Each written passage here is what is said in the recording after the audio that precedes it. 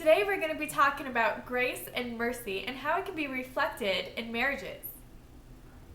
Well, we got a really cool story to kind of show how grace and mercy has been shown in our marriage. My wife and I are still basically newlyweds, and soon after we were married and started living together, I noticed that my wife was leaving the top off the toothpaste, and I didn't really say anything to her. I just kept, putting the top back on, but after a while, it kind of started getting irritating. I'm thinking, okay, she's got to know to put the top back on the toothpaste. And so I decided to really think about it before I approached her, because I really wanted to approach her in love, and I was hoping that whatever I had to say, maybe I should say it this way. I wanted her response to be, "Oh, babe, okay, thank you for reminding me.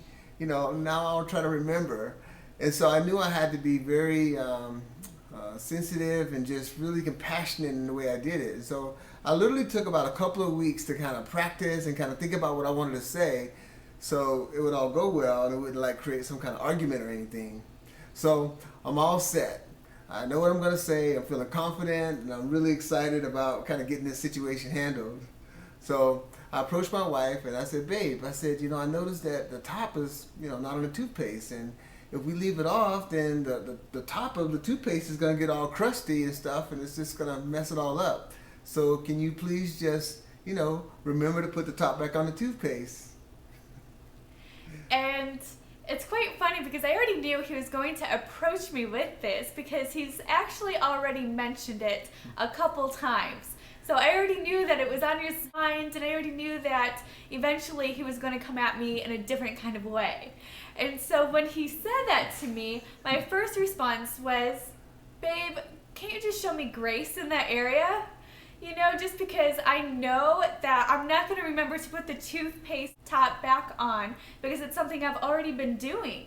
So it's not something that's going to be on the forefront of my mind. It's actually a habit. So I'm not going to remember."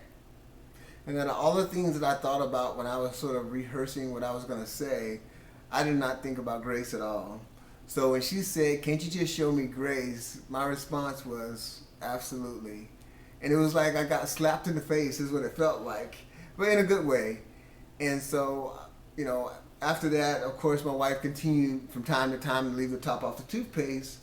But I got kind of excited because whenever I saw the top off, it was an opportunity for me to kind of show her grace. And so I'm putting the cap back on. I'm like, I'm showing grace, So it was really neat. And it was really a learning lesson for me that of what grace really is. And so I just really grew in that area. So thanks, babe. Well, another cool story that we want to share with you, some things that happened in our marriage, is a story of mercy. My wife and I were driving along, and she was irritated about something. I could just really tell when my wife is not A-okay. So I asked her, I said, "Babe, everything okay?" And she's like, "Yeah." But I'm like, "No, I could tell something's wrong. Why are you letting whatever it is irritate you? I mean, if it's something that you can't change, why are you going to let that bother you? You need to just let go and just let God handle it and be done with it." And I was just really irritated because I couldn't find my keys. And I've been looking for these keys for a while, and I was just so irritated because we needed them. And so as he was telling me not to be mad or upset or irritated, I actually was driving and I ended up hitting a pole. And at that moment, I just could not believe it. And I was just even more irritated, more mad. And I was like, what is my husband going to say and do right now? Well, the funny thing about this story is it literally came seconds after I was telling her to stop being irritated. I'm like, "Babe, stop being irritated." And all of a sudden, I hear this crunch. And I just took a deep breath. And it's so amazing in this situation. There's a scripture that talks about when you walk in the spirit, you don't satisfy the desires of the flesh. And at that point, my flesh wanted to just scream at her. I wanted to say, "What are you doing? Aren't you watching where you're going? This is going to cost a fortune." This is what my flesh wanted to say. And it was so awesome because I said none of that. I actually took a deep breath. I got out of the car and I gave her a hug. I told her I loved her. I said, "Babe, don't worry about it." I go, "It's done." I go, "I know you didn't try to do it, and there's nothing we can do about it now but get it fixed, so don't even worry about it."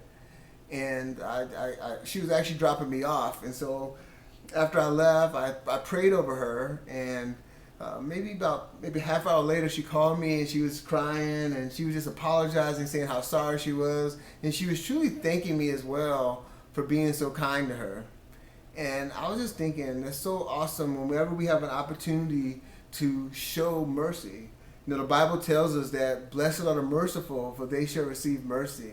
And I think in a marriage, we're going to always have these times when we can show each other grace and we can also show each other mercy. And so we should look for those opportunities, because that's going to continue to build us up in the Lord. Thanks, honey. I love you. Love you too. See you guys next time.